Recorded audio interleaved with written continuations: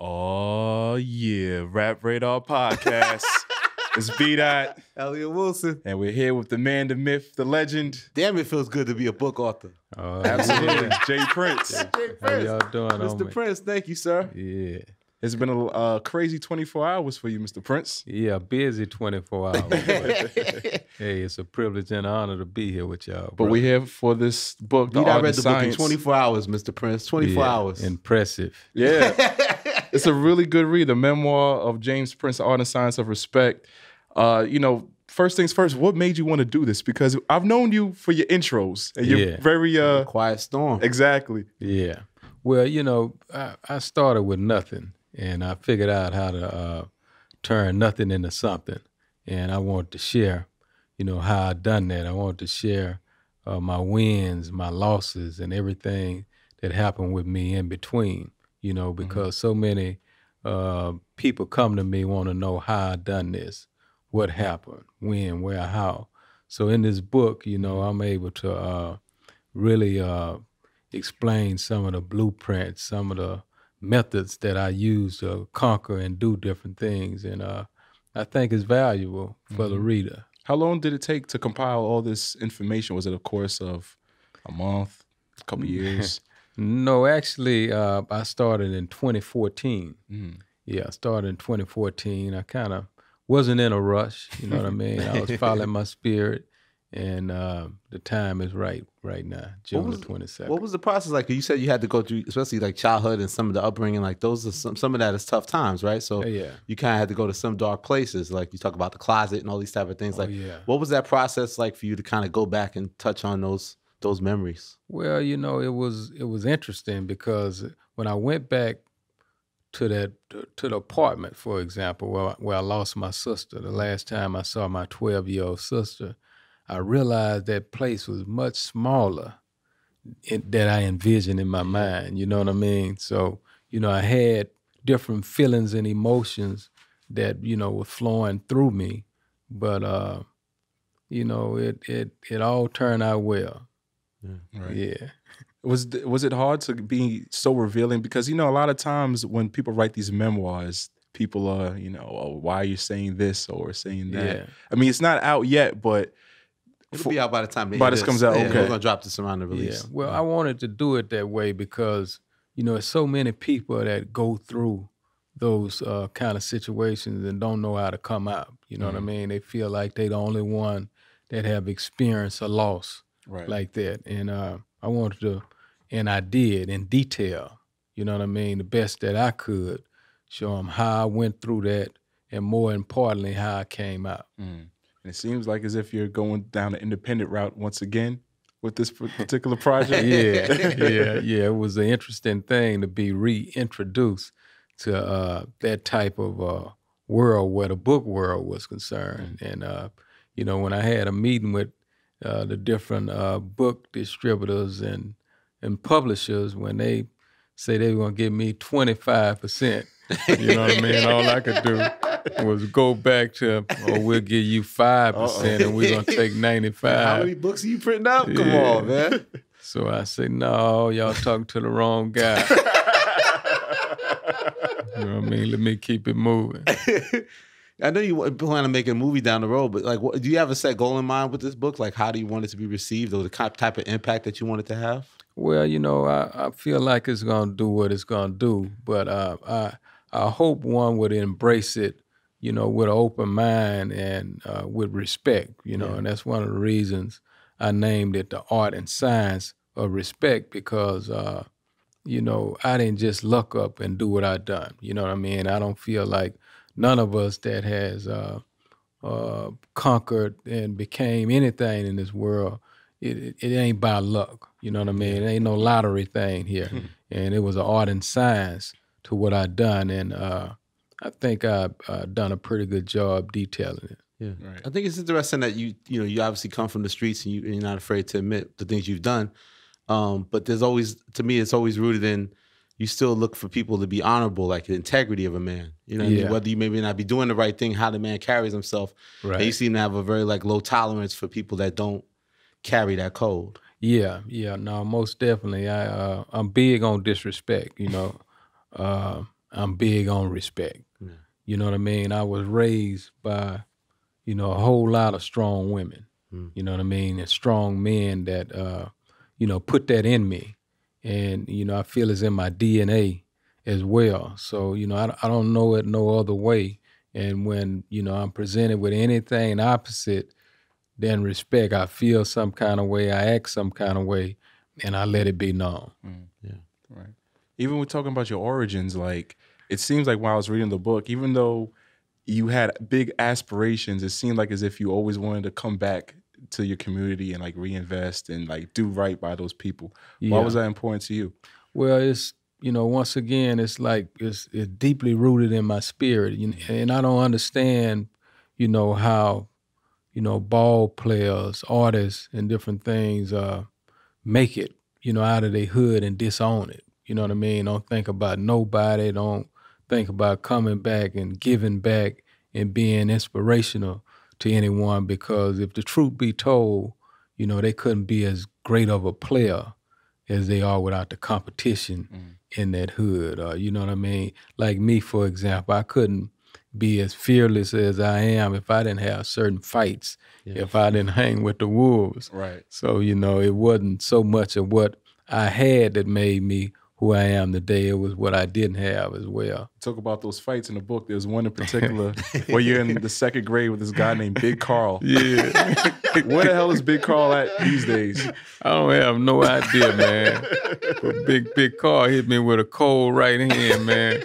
It split my nose open, man. I wasn't in the second or third grade, but I still had to let Big Carl know I ain't no punk, Big Carl. Was it because, like, you know, you're short in demeanor? Like, was it because you just had to prove yourself, or like? You know, I had to do that my whole life. You know what I mean? In the hood, you know, for some reason, you know, guys with muscles and size, you know what I mean, want to impose their will on me, and I had to figure out a way to get them up off me, and that's why, you know, I have so much respect for the mind, because it was my mind where I figured out how to deal with the muscle-bound guys. Right.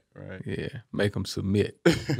Talk about you're from a place that gets glorified in a lot of ways, Houston, the Fifth Ward. Like, it's a reality for you. Like, can you give us a feel of what that's really like growing up, and why you stay, like you say, despite every level of success, you stay rooted in your community? Yeah, Fifth Ward is you know, is a hood. I feel like it's a Fifth Ward, you know, around the world. But, you know, the unique thing about Fifth Ward is the people that's in Fifth Ward. They are real stick together type of individuals. You know what I mean? And I feel like there are people that hate to lose. You know what I mean? I learned how to win in Fifth Ward. I learned how to be competitive and deal with competitivism in Fifth Ward. And you know, it's in my blood. The water's in my blood.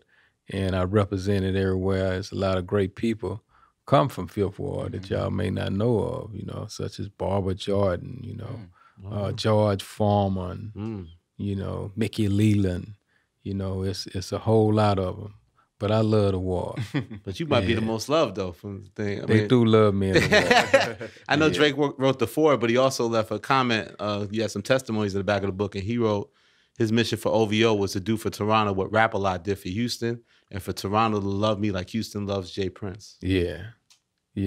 Drake had opportunity to roll with me in Fifth Ward and throughout Houston, and I think he respect the love I get from the city.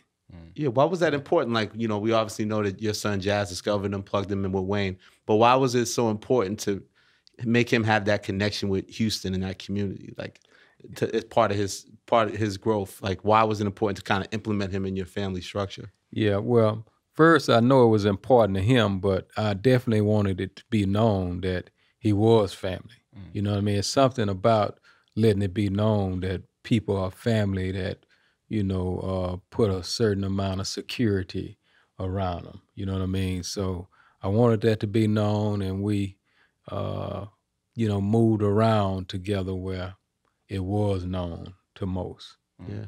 He talks about witnessing things from the early years. Can you give us an example of some of the things he witnessed and his reaction to his new surroundings? Yeah, I think he described a lot of it in detail, you know, but it was respect.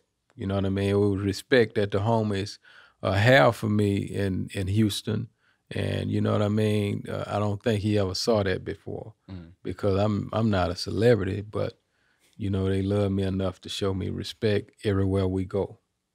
Yeah. What did you think of the foreword he wrote for the book, and what was that process like for him to submit that to you? Yeah, I liked the foreword. You know what I mean? It was short and sweet. You know, right to the point. Right. Yeah. So it was all good. He said you're a complicated man, and that sometimes it's hard to read your feelings or emotions. Yeah, I could see. I heard that before, so you know, I could see where that's true the most. Yeah. Right. You know. But it seems like as if you get your point across, like I mentioned earlier, on the Scarface and Ghetto Boy releases, specifically on the intros.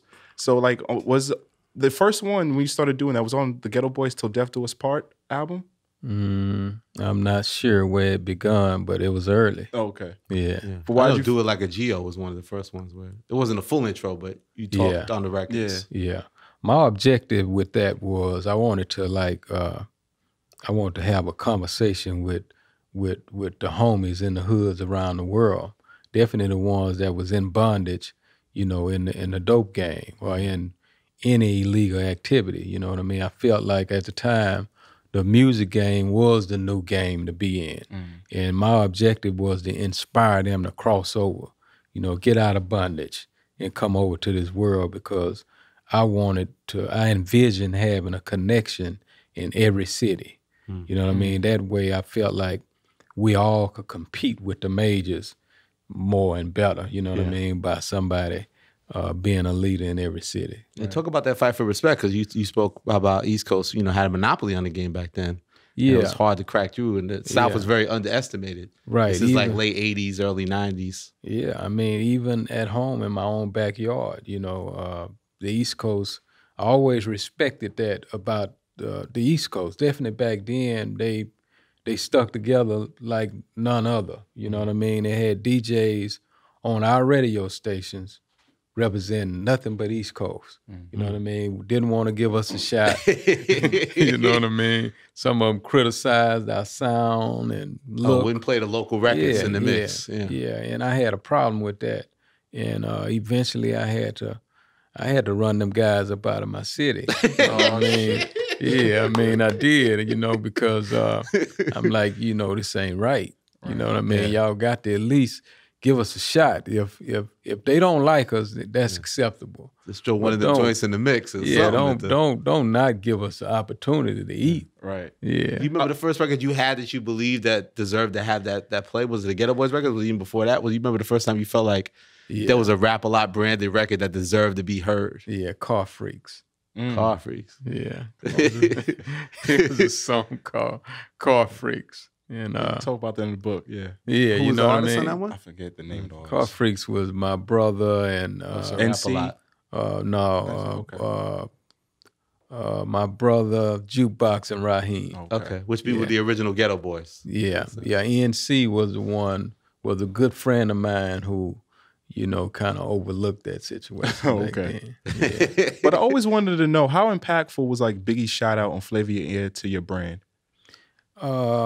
I don't know how impactful. It may have been more impactful here than it was, you know, where we were from. Not from Houston, but I rap a lot. Yeah, I respected that. You know what I mean? Because it let me know that Biggie was tuned in. You know what I mean? From ground zero. Yeah. Right. That was actually my first experience when he said, I was young at the time. I didn't understand like rap a lot. Okay. Yeah. How did your brother come up? He was Sir Rap-A-Lot. How did he come up with Rap-A-Lot? It's such a catchy. You know how he came up with it? I don't know. You know what I mean? I don't know how I came up with it, but it sounded good to me. Might look good in the pressing of the vinyl. And I just capitalized. I'm like, okay, you Sir Rap-A-Lot. Because everything was for him in my mind frame at the time. I'm like, I'm going to do this for you so you won't be in the street and get crossed up in the street. You're a rapper. Okay, you Sir Rap-A-Lot. Rap-A-Lot Records.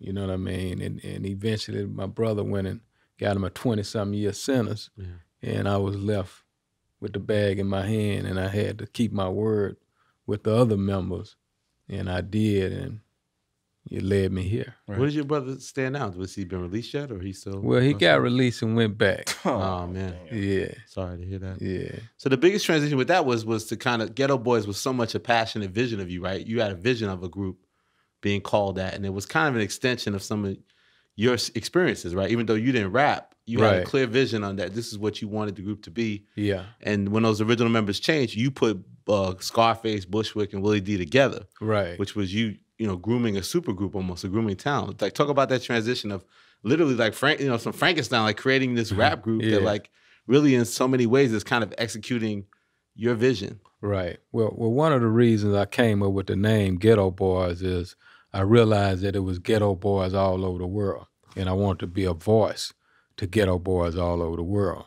So, you know, the first thing in my mind, I said, well, they will, you know, relate to being a ghetto boy. And from there, I have the ears. Yeah. And, you know, with the other guys, after I realized, you know, because I tried a lot of their ideas and it wasn't working. Yeah. You know what I mean? So Making Trouble came out, the first album didn't do as well. Yeah. And it came to the point where, you know, I had my last piece of paper and I was like, I need to do this my way.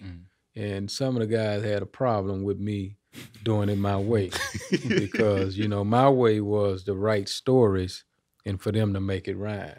And they told me I was too deep.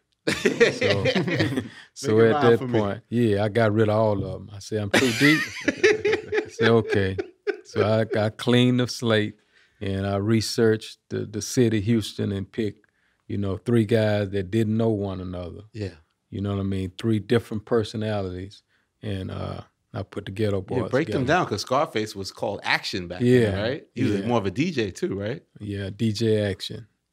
So I made that move, put together the ingredients that I felt I could work with and that was willing to do like I wanted them to do, because I had to do the Ghetto Boys with a promise of telling them y'all can do your solos after this, because they were solo artists. Yeah. So Willie D especially, I think, was very adamant about. Okay. Yeah. So was it the Grip It or on the Other Level album that you feel like that was their first taste of success, or was it We Can't Be Stopped? Yeah, it was The Other Level. Okay. Yeah, The Other Level. Which was the first one they did together, right? Yeah. So when did it click that you felt like this is working? Like, I picked the right guys. Like, even though you always said there was a lot of drama there. Yeah. Why was the ingredients right? And when did you first feel like the results are there? Like, well, it was the chemistry. It was the chemistry of the 3 artists. You know what I mean? 3 different personalities.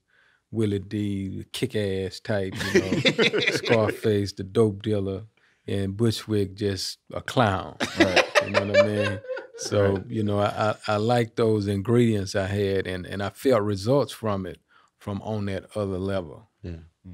You said Willie D, the kick-ass type. You said in a previous interview that when you were performing in New York, you guys got booed, and he wanted to fight the entire crowd or something? Yeah, Willie, I'm like, you know, in the back of my mind, we outnumbered. Like, come up here, I'll whoop all y'all ass. You know what I mean? That was Will, you know what I mean? He was that way in real life, and he fought all the time, so... Yeah. You know, remember they tried to do like a rap boxing thing, and I remember he was in that. Remember, like it was like Source Era, like they was trying to do something. I remember that. Well, he fought like Melly Mel or somebody. Did he fight Melly Mel? Yeah, he knocked Melly Mel out. Yeah, get that message. But as B. said, the real break. I think on the book you call it the breakthrough moment. You know, the We Can't Be Stopped album. Yeah. Talk about the process of that record coming together. Like, how was it different? Because before that, you had gone through the controversy with censorship and Rick Rubin and all these different things. Like, what was the mindset going into making that We Can't Be Stopped album? Well, you know, the Rick Rubin part, the album After the Other Level was a situation where we just put 2 songs on the Other Level album and released it through Rick Rubin.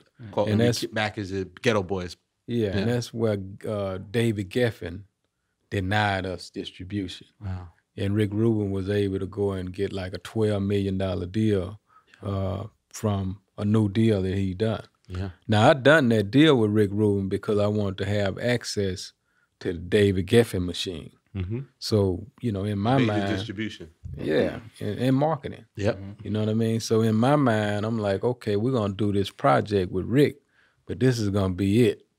And Rick wasn't like trying to. Yeah, he wasn't trying to hear that. You know, he had the co-founder of Def Jam. Yeah, you know what I mean. He wanted to stay in the portrait, but you know, I had to make him understand that it's over, Rick. Right. You know what I mean? And you know, ultimately, we came to a agreement where that was concerned, and I was able to move on, do my own distribution deal. Because that could derail a group. Sometimes groups go through that kind of drama, and they got their hiatus for years and can't get it going. So you wasn't allowing that to happen. Exactly. Was that one of the hardships that you faced? Because you said in the book that it took like 7 years for Rap-A-Lot to break through. So was those obstacles? Well, that was before, you know, any of these records came to fruition, before the On That Other Level. You know what I mean? But I tell everybody, 7-year period was a period where I was sacrificing, losing money. It was like a period that was trying to run me out of the music game because wasn't nothing working. You know what I mean? I'm hitting brick wall after brick wall. And, you know, I explained in that chapter, I don't feel the music game is a game for the weak. Yeah. You know what I mean? Because it really tests your nut bag and it'll run you off. You know what I mean? If you ain't solid. Right. Yeah. So I was tested and I passed the test and ultimately, bam, a breakthrough came. There was I was gonna say in the book, you know, you talk about, you know, how you were in the closet and you decided to make a change in your life. And part of that change was downgrading. You went from a 5-bedroom house to a 1-bedroom apartment. Yeah. You got rid of all your cars and you got a mom bus, an Astro van. Yeah. So like, was downgrading hard, you know, just trying to minimize your lifestyle to pursue your goal? That was a real challenging period. You know what I mean? Because, you know, in that closet is where my transition took place, where I made a decision to walk away from the streets to corporate America. So therefore, with that decision, money changed, everything changed, right? Because I done made this commitment, you know what I mean? I always was praying, you know, my whole journey in life, Lord, before you take my freedom or take my life, give me a sign.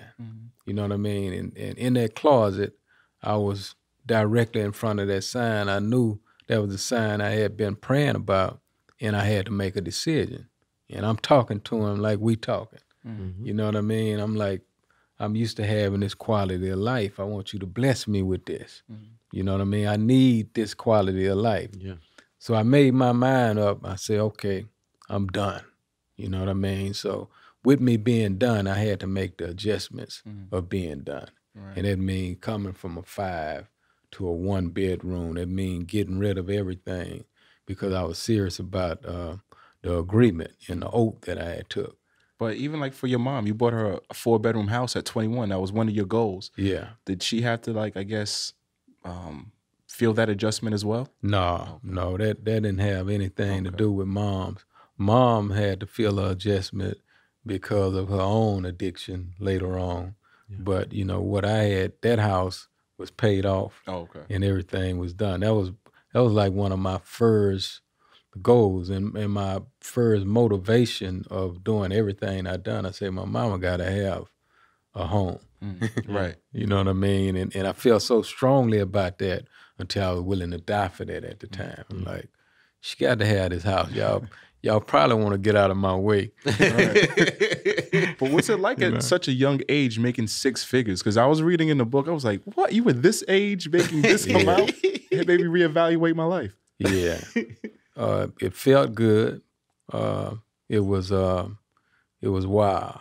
You know what I mean? It was wild. It was adventurous because, you know, I was in the jungle. I was in the jungle with the wolves, the lions, you know what I mean? And I was feeling my way around and learning and being tested. Right. You know what I mean? So with all of that coming at me, I had to adjust and adjust fast. And I did. Yeah. Right.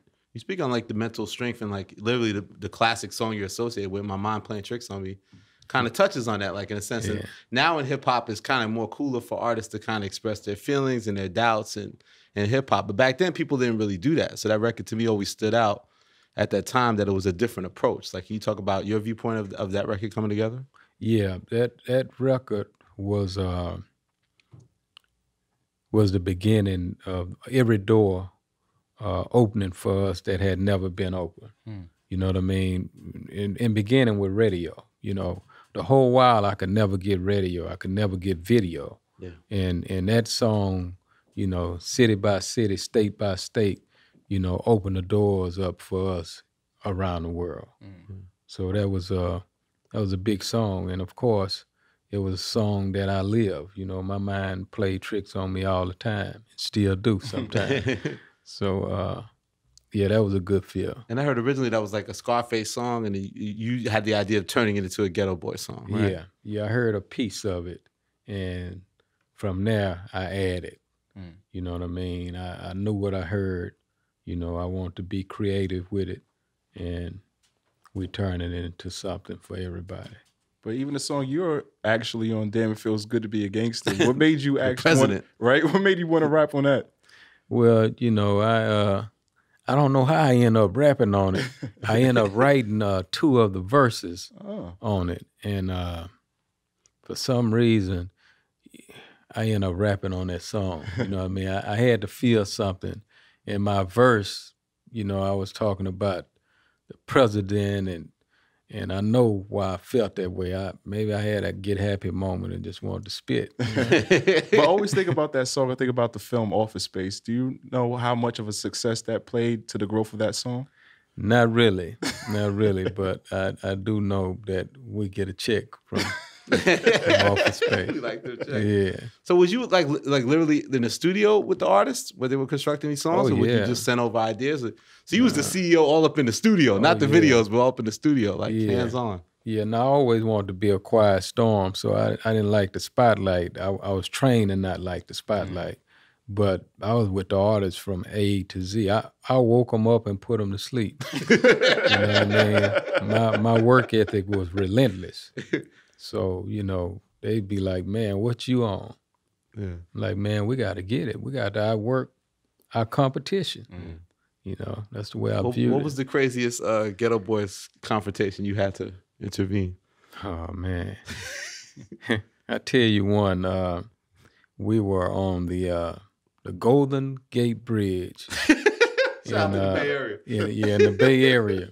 In Bushwick.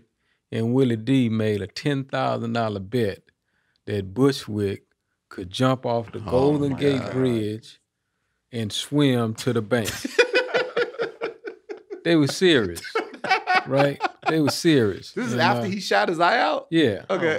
I'm talking about the man they were serious. Man, pull over.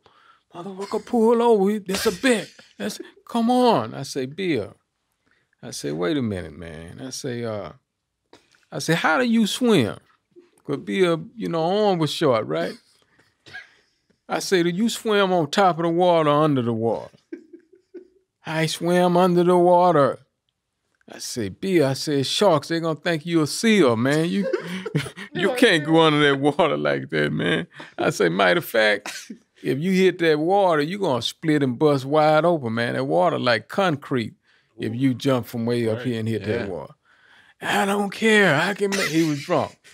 I can make it. So that was kind of crazy, man. You know, this man, and he would have done it. Yeah, yeah. See, one thing about Bill that I know about him, if I'd have stopped and pulled over, if you would have gave him a chance to do it, he'd have jumped smooth off. Oh my God. Yeah.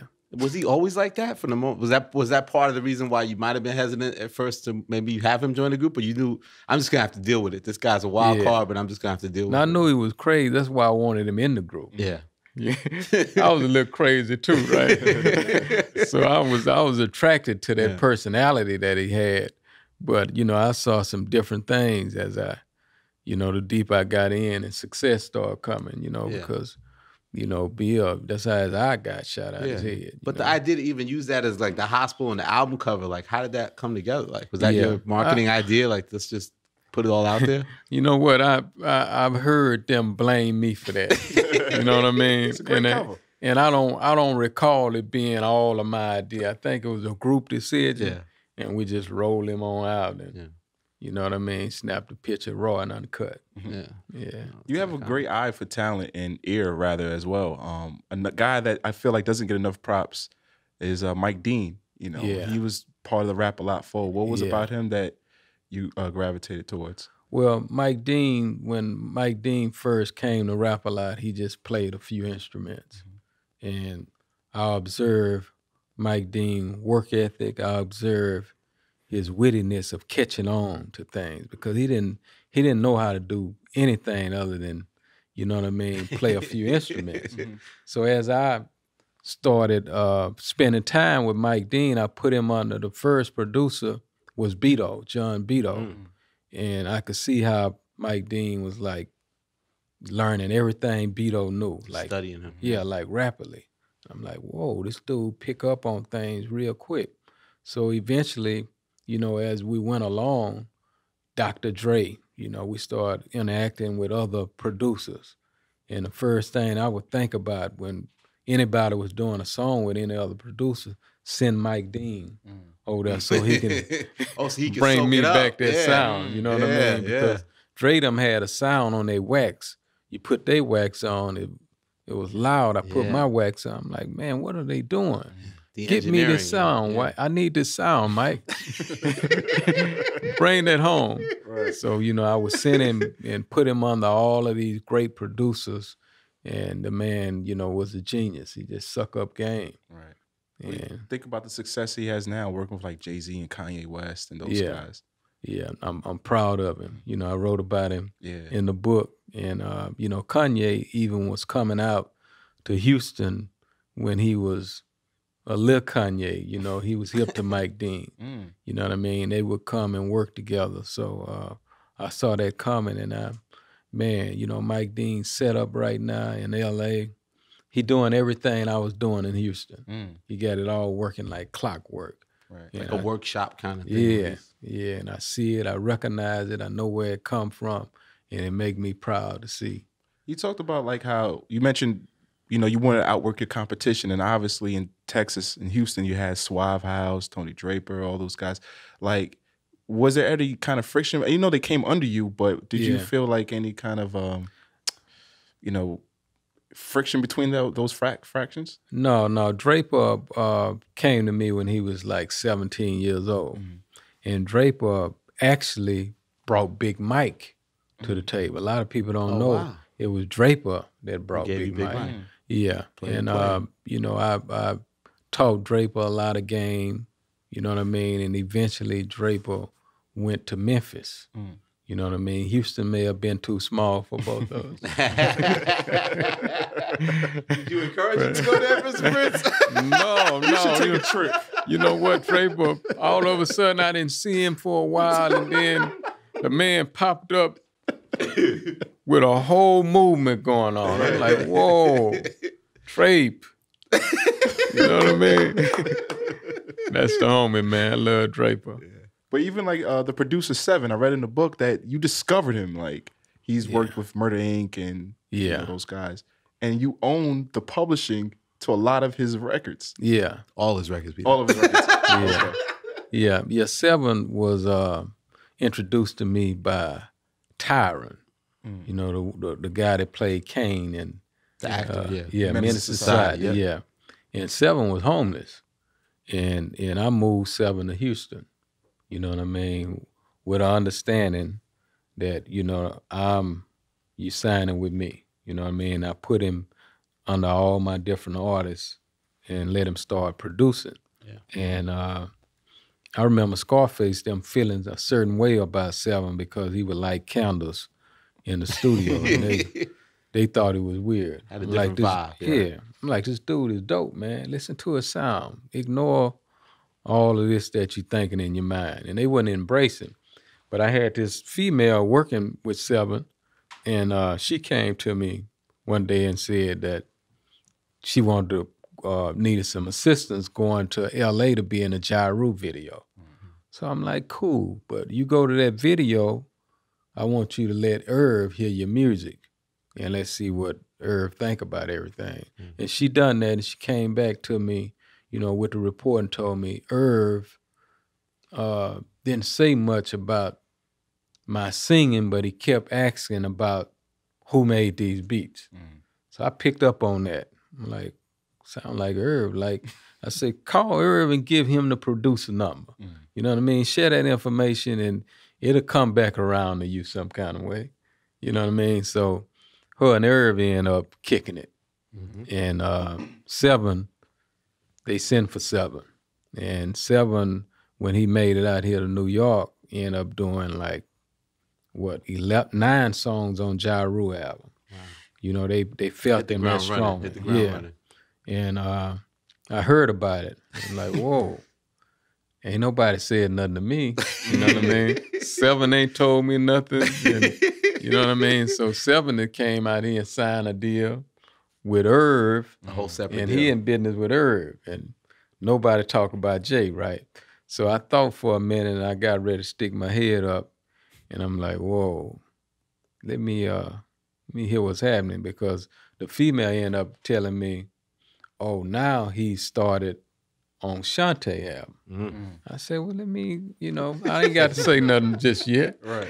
You know what I mean? So he went and done 11 songs. More hits are coming, more hits are coming. Yeah, on the Shantae album. And, after everything was done, I called Irv. I said, hey, bro, I don't know if nobody told you, but 7 is with me. Oh, man. Nah. Like, yeah. I'm like, that's my artist, man.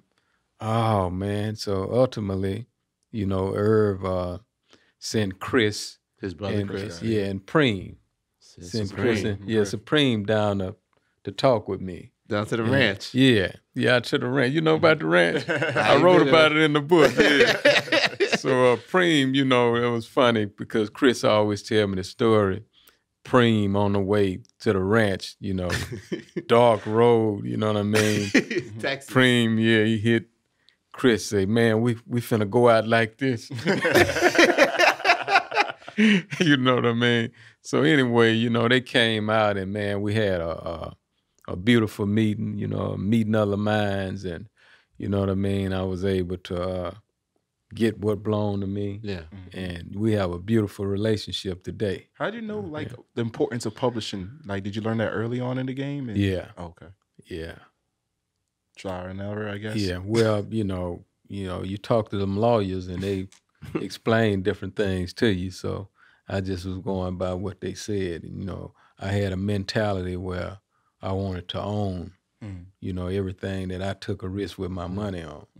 Speaking of ownership and distribution, so you formed a real friendship with Irv once you got past that. And then there was that talk of you, him, and Suge forming your own distribution company. And then you were saying in the book that a lot of the pressure from the feds at that time kind of is what messed that up from becoming a reality. Yeah, some people may call it a coincidence, but, right around the real meat of that conversation, me, Irv, and Suge uniting to start a black-owned distribution company. The Alphabet Boys hit all of us, you know what I mean, around the same time. And, it was that was a tough situation. Yeah. What was the atmosphere like for your business and your staff while the feds are investigating you? Oh, it was ugly. You know what I mean? It was, when they turned it all the way up on me, that's when I had to diversify and go into boxing, because they was like hitting every movement that came to my office. These was DEA, gangster DEA agents on top of that, you know what I mean? And I had to adjust, you know what I mean? I had to adjust, and my adjustment landed me in their living rooms, on their TV, in HBO, you know what I mean? Because I knew, I'm like, okay, y'all trying to, put a hitman on me. Here's a man that done killed 8 people. Y'all done hired him. And then y'all done hired a sidekick named Chad Scott. And, they made it real plain to a lot of people they was arresting, beating up, taking their money, their dope, and sending threats my way. Right. And eventually I took their threats serious. And that's when I reached out to Maxine Waters. Right. And Janet Reno came in the picture, and it went to a different level. Right. Yeah, you would investigate the investigators. Yeah, exactly what I done. Did it shake up your staff? Did anyone want to quit or just say, I don't want to be involved with this? No, because I had a custom-made staff. You know what I mean? A lot of my staff was ex-convicts. You know what I mean? A lot of them was, we was able to, you know, become the #1 independent record label for years. And these was a lot of ex-convicts, dropouts, you know, a few degrees in there. But, you know, I figured out a way to blend that formula into a successful formula. Right. Mention that you were the #1 independent label at the time. How has independence in the music business changed then to now? Or has it remained the same? Well, I think it's one thing I like about the generation that's in effect right now is one thing that I know they've gotten from the few of us that stood independent-wise, they often that real strongly. Their whole mentality about staying independent is stronger than ever. You know what I mean? And I salute them for that part. But, you know, it's changed. The whole game has changed tremendously because of the social media platform that goes on today, you know, where it took me 6 months, they can punch a button and bam. You know what I mean? If I had access to that back in the day, man, would life be beautiful. Right. But you've always empowered, like you mentioned Mayweather. You managed him for 4 years in the earlier part of his career. We see Money Mayweather now. We see all the success, but the Floyd Mayweather you connected with was going through a different time in his career. Can you kind of paint that picture? And like, and also his father was in the picture back then. I think that caused some drama on your end, right? Yeah. Well, they wasn't happy that I came in the picture, but Floyd, you know, Floyd was a visionary. He saw the meaning of what I brought to the table before I came. And he stood against, you know, all the powers that be to try and run me off because it was like a full-blown publicity attack on me when I came. You know, I wasn't welcome. And I knew I wasn't welcome, but I knew I had a job to do, and I was from the hip-hop world, so I'm like, I'm used to this. It's lightweight, you know, for me. So I came in and done what I had to do. And, you know, I believe that's what laid the foundation that he built his empire on today. You know what I mean? Because everything changed after we knocked Diego Corrales off. Yeah. And you gave him his first $1 million fight, correct? Yeah. Yeah, the first... when I came in, you know, he wasn't making $1 million. And I was able to maneuver things and get him $1 million, which really excited him because, you know, they was telling him that couldn't be done. Right. Yeah. Do you never like decide to do like rap-a-lot boxing or like have like a sports agency or something like that? No, I never wanted the agency thing. I liked the boxing. You know, boxing was my first love. And, you know, that's kind of what I stuck with. I had a lot of opportunities to do the agency thing. I just never embraced it because, you know, I try not to work myself to death. You love the revenue streams. Yeah. But what's your relationship like now with Mayweather today? Because, you know, there's an infamous brawl that happened at the facility. Yeah. Where are you guys at today? We cool. Me and Mayweather, you know, no, we cool. You know, he called me the other day. And, you know, that's my little brother. You know what I mean? Of course, we had a run-in. You know what I mean? More so our friends than me and him. But that's the past, and we cool today. There's a mutual respect there. But when it comes to business, right, because you talk about this in the book, you know, you seem like a stand-up, a reputable guy, but a lot of times people take your kindness for your weakness. Like when it comes to business and people come up short, like what's the next course of action to take? Well, you know, I believe every man is due a chance. You know what I mean? And that chance consists of, here's your opportunity to do right by me. The courtesy.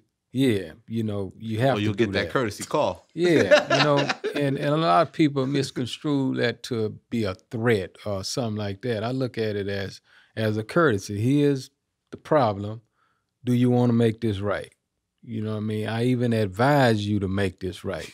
This is the right thing to do. You know what I mean? And when one, you know, after all of that type of encouragement, just say, I don't mean right. I ain't gonna do right. Right ain't in me. You know what I mean? Get it how you have to get it. Yeah. Then okay, I understand what that means. And that's where it go from there, you know. But man, you know, I don't like going there. You know what I mean? I would rather things be peaceful. Like I say, I'd rather be loved than feared. And respected overall. But if you violate, we'll demonstrate more or less. less. I mean, you know, I believe in that. I believe in that strongly, giving one what he asks for. Right. Yeah, my favorite is you said you keep campaigning, you're gonna get elected. Yeah, that's a true story. That's a true story, you know. Yeah. I mean, there's been a lot of, you know, during the press run, you talk about Drake and beefs and things like that. But even yourself, you've been, you know, enamored, I guess, in some sort of hostile environments. Like on the intros, you talked about people like Little Troy and things like that. Are you guys in a better space today? Well, I mean, it's kind of hard for me to get in a better space with rats. Oh my God. You know what I mean? If you become that, then I'm a distance myself. You know what I mean? But as a person, as a human being, I'm wishing them the best. Gotcha. But you know what I mean? I can't, like, I don't know when that bullet gonna come their way. When you cross them different lines, you have to be conscious of one if he crossed that line, because revenge can be around the corner anywhere. And I understand those codes of the street, and you know, like I say, I wish whoever the best, but all the rats stay away from me. I want a rat-free environment. That's just the way it is. Right. So somebody else you had a very complex relationship, it seems like, is Suge Knight. You know, you was kind of there with Michael Harris in the beginning when the label was being formed, and it seems like everything from trying to once be called in from Puffy to try to resolve things, like you've had a complex history with him. Yeah, well, you know, that's because I saw the movement that Suge was trying to move toward Drake. You know what I mean? And not on my watch. You know what I mean? I know the moves that these different people make when they think they see prey or this and that, but not on my watch. Yeah. You know what I mean? So that's even up to date to when Drake was in the mix. It goes back as recent as that. Yeah, I mean, that's what it was. You know what I mean? What he done to Michael Harris, that's between them. Because I observe, you know, I'm the one who gave Mike the idea of getting Dr. Dre. You know what I mean? In some kind of way, he hooked up with Suge, and, you know, we know the story behind that. You know, he put the money up and, you know, end up with nothing. Yeah. You know, but that's their business, because I got out of that after I was on the phone call and this man didn't have no breaks on what he was saying on a phone call, police call. You know what I mean? We know, they tell you we listening. When you know what I mean? You pick up the phone, it's being recorded, we listening. Yeah. And when I see a man don't have no breaks, you know, after you warn, I'm like, I don't want to be on this call. Matter of fact, I don't want no pause of this period. So I got out of that rat race. And from there, you know, when I saw him moving in and want to talk out the side of his mouth about Drake, okay, here I am. Yeah. I think what's interesting about the whole Drake thing, to even go back to the beginning with Jazz, it's like, from what you've said, I've saw interviews that you approached Jazz, that Jazz should approach Wayne about, like, let's start a label, let's do something with an artist, right? Yeah. And that's before Young Money even existed, right? So to me, in a sense, it was like the beginning of the idea of Wayne empowering himself and really having a label and building something underneath Baby. Right. Well, I think Young Money, for sure, they had paperwork with them. You know what I mean? And he had a few artists, come to think of it, because some of the artists was kind of jealous of Drake joining the tour. But yeah, that was a situation where Jazz was on the road with him. And I called Jazz up. I say, hey, man, I don't want you hanging on that road like you no fan, and then you come home with no money in your pocket. Yeah, right.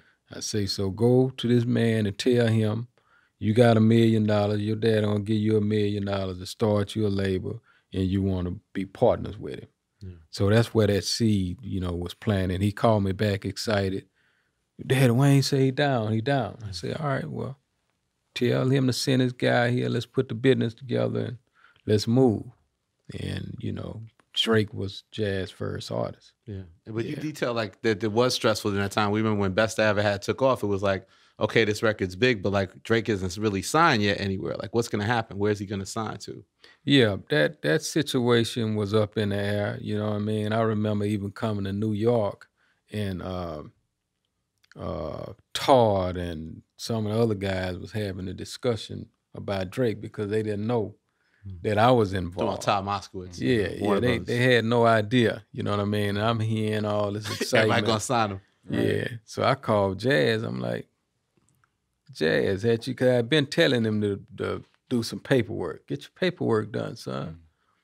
And I got it, Dad. I got it. Woo, woo, woo. But he didn't get it done, right? So when I heard that, I hit him. I say, hey, man, these people, you got him on contract? He's like, no, and I can hear something in his voice. I'm like, where you at, man? He like, I'm at home. I said, why you ain't on tour with Drake then?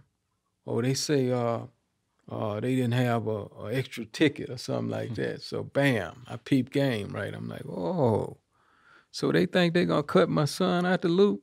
So I said, where are they? He told me where they were. I said, get you a ticket and meet me in Vegas. You know what I mean? I went to Vegas and, you know, afterwards, I had a meeting to get things straight. Thought it was straight then, you know, it was in person. Had Taz to fly out to me, and we had another conversation. And after that, he came up MIA. And that's when I decided to arrange a meeting with everybody. You know, I called Mike Kaiser, and I told him, I said, hey, man, I don't want to be disrespectful coming in your business, but it's somebody named G. Roberson that I'm hearing is in my business and trying to screw my son. And I spoke with G. And after speaking with G, I could see that G was straight up. At least I felt he was straight up. You know what I mean? And G, you know, I had him to say he would show up at the BET Awards where we can have a meeting with him and Tez. And then I reached out to Slim over there at Cash Money and asked them to show up. And everybody showed up and we had a meeting and I was able to get it all straight in that room. You know what I mean? And I talked about it in detail in the book. Yeah. It's rather exciting. Yeah. But I got it straight. Right. But there's still the battles. And you also said, I think recently, that you think Cash Money mismanaged some of the money. So the whole flaw even with Wayne is that they probably didn't have it to pay that man at that time. Taz told us about that too. Yeah. Yeah. Yeah, no, that's a fact. You know what I mean? I think the homies them may have mismanaged some things. You know, I as I look deeper in the situation, I couldn't imagine them having it and just, you know, giving me the finger. You know what I mean? So, you know, as I stated, I'm having conversations with the higher up executives in Universal, and I believe that, you know, our side of things is going to be resolved shortly. Right. Yeah. You say you didn't like the spoon-fed money, right? You want all yours in one lump sum. Yeah, I had to explain that to Baby because he was trying to, you know, do what he can. He was throwing me $1 million here, you know what I mean? Because I say, hey, man, do something to show me some good faith. So bam, he throw $1 million. I say, now you're gonna have this right after that. Yeah, OG, whoop whoop. Time passed. That's not right. Give me another meal, show some good faith. You'll be that, show some good faith. Yeah. Fuck you. Yeah. And then, you know, it came to a situation where I'm like, okay, hey man, you can't spoon feed me. I don't want no more of that good faith. Yeah. I need the whole bowl now. You know what I mean? I can't have no spoons. Yeah.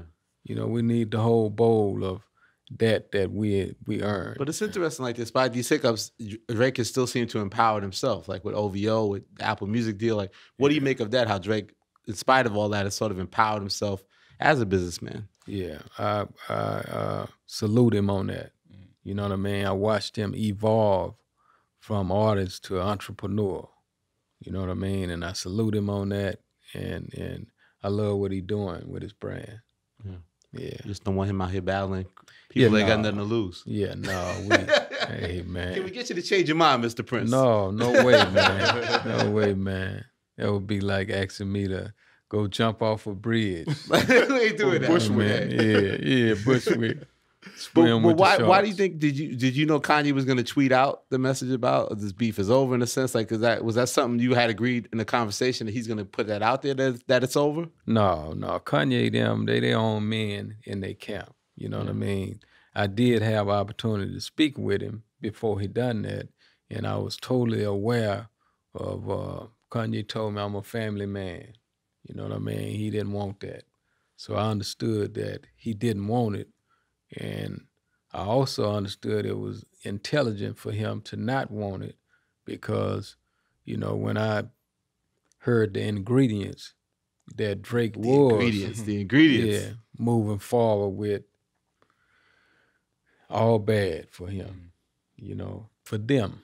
Yeah. You know what I mean? And after analyzing that whole situation, I'm like, oh, no, this ain't what we about. Yeah. Do you think that Drake held to push his actions were harsh, right? But do you think that in Drake's mind, he also held Kanye equally accountable to that? Well, let me say this. He didn't feel good about Kanye. You know what I mean? And I don't think Kanye will mind me saying that. You know what I mean? He definitely, in the song that he did release, he said some things, but it could have been worse. You know what I mean? Yeah. So even in the midst of him being a little upset with that situation, he didn't cut the man's throat, you know, and he could have cut his throat. So that's the way that is. Right. What do you think of Drake's evolution as an artist? Because you said at first you didn't even like his music. Like, is there certain songs that you like the most from him? Do you like when he's like kind of in that aggressive rap mode? Do you like when he's singing songs? Like, what kind of music does he make that you connect to the most, you think? Well, that was one song I heard that I didn't like. And I didn't understand what I was listening to. Jazz. You know, my son, you know what I mean? He understood it. Jazz like, we dropping this tonight, Pops. You know, I ain't never witnessed someone being so adamant. And I feel like he was wrong. I want to just be straight. Yeah. He like, Dad, it's the new sound.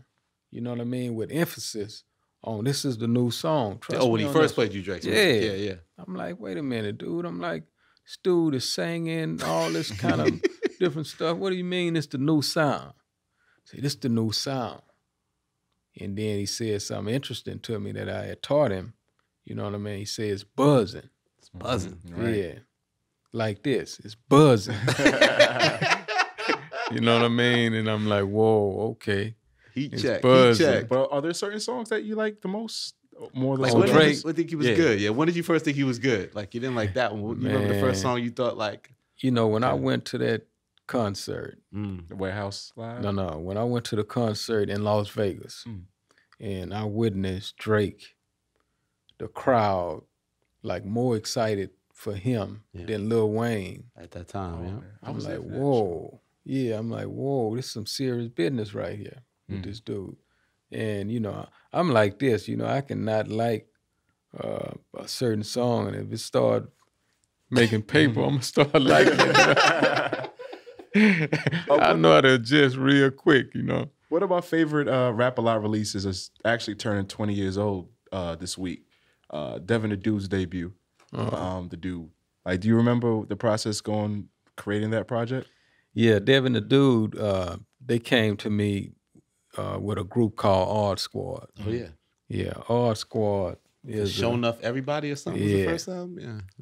Yeah, that's one of the groups that I felt that I put out never got as real just dudes. You know what I mean? I felt that strong about that album. I just didn't feel like I had the machine to really turn it into what it had the potential to be. So that's how he was introduced, and of course his talent stood out from the group, so he decided to do a solo, and you know, the rest was history. But he's the longest running artist, right, at the label, right? They said he was on the label like 15 years or so, right? Was he the longest tenure? No? No. Okay. No, Devin, I don't think Devin Devin wasn't I think there. that was on Wikipedia. They messed it up. Yeah, I only released, I think, 3 or 4 albums with Devin. Okay. So it couldn't have been that long. You had a very famous quote. You said a lot of the artists, you didn't even like them. But you had to do, you saw the talent and did business with them. Yeah. And I was trying to get people to understand that personal things and business is 2 different things. Yeah. You know what I mean? There's a lot of people work for different people they don't like. Right. You know what I mean? But a job is a job. If you're trying to accomplish a goal and get something done, then you can put that on and blinders on and do what you have to do to get where you have to go. What are some of your favorite Rap A Lot releases? Oh, man. By far, the one that stand out the most, the one that was life-changing for us was the Mind Playing Tricks. I think that's we talking about Nothing But a G thing with Snoop here, how that's one of the greatest records. That's obviously Mind Playing Tricks is one of the greatest hip hop songs ever. Yeah. That one changed everything. Yeah. To me, that one opened the doors for, me to let everybody in. Right. So that's got the top spot. Yeah, for sure. I always wanted to know, with Scarface's Smile, that was met with some controversy because, there was a crucifix. I know you're a spiritual guy. Was that your idea for that imagery for the video? And no, on the Smile, the interesting thing, that record didn't go like I really wanted it to go because I wanted Biggie on that record. I went to Puffy after Pac had got killed. I went to Puffy and asked him if Biggie could be on that record. And of course, at the time, he kind of told me that Biggie didn't want to, you know what I mean? Because I told him I had a verse from Pac, and he didn't want to be connected. But I can only imagine what that would have turned out to have been if I could have had that verse. That'd have been his last verse too. But no, I think the producer, whoever we paid for that video, I spent almost $500,000 doing that video. That was back when we were spending crazy money on video, right? So I got real good memories of what I spent on that video. Right? Yeah. And I don't know, that was their idea. Okay. Yeah. I saw also in the book, you have this list of goals. And one of the goals was launching Sing-A-Lot Records. What happened? Yeah, I was trying to diversify. I had signed Johnny P. You remember Johnny P was the one on Do or Die. Right. R.I.P. Johnny P. Po Pimp, the classic. Yeah. So I was trying to do some different things and didn't take off the way I wanted to. My favorite was launch Jimmy Hat Company. Yeah, the condom company. Oh, man. Well, you remember that? Lil Wayne in that, right? You said you had Lil Wayne in that? No, that was Strap. That was Strap. Jimmy Hat was way back in the day. Oh, no, 80s. Yeah. Jungle Brothers, wow. KRS-One, Jimmy Hat. No, but you had to go. I had a company called, Oh, it was called Jimmy Hat. I tried a condom company called Jimmy Hat. Wow. It was really called Jimmy Hat? Yeah, man, Jimmy Hats. I didn't say any art of that somewhere. Interesting. Well, before we get out of here too, but there was a quote in the book that really stood out to me. You said success isn't just about income. Success is about having options. Yeah. So, having options, everybody wants that. What are those options that have presented yourself, that you've afforded yourself, throughout the course of the years? Yeah, well, beginning with, I always, when I was in school, I hated getting up early in the morning. I mean, it's a crazy thing. I would walk to school and I would observe the birds, the animals, and the peace of them being able to be free and sleep long as they wanted to and all that kind of stuff. And I'd be like, man, I wish I was a bird. I wish I was this. So I always wanted to create a lifestyle where I had the option of getting all the sleep out of my head and just waking up when I wanted to, and being, in control of my life to move like I wanted to move. And success has brought me those options. You say you travel 40 weeks out of the year. Sometimes.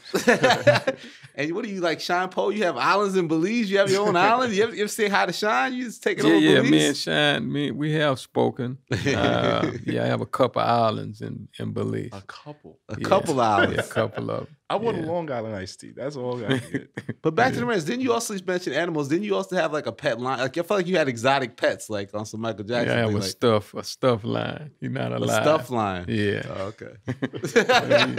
I don't want no live line around me, man. But I read in the book, you're in the hay business. You say it's better than selling weed. Yeah. Well, the analogy I was given, I always thought that you make money off of grass, it had to be weed. Right. And when I bought, my ranch, it was a business. This was a business that was generating like $200,000 a year off of cattle and hay.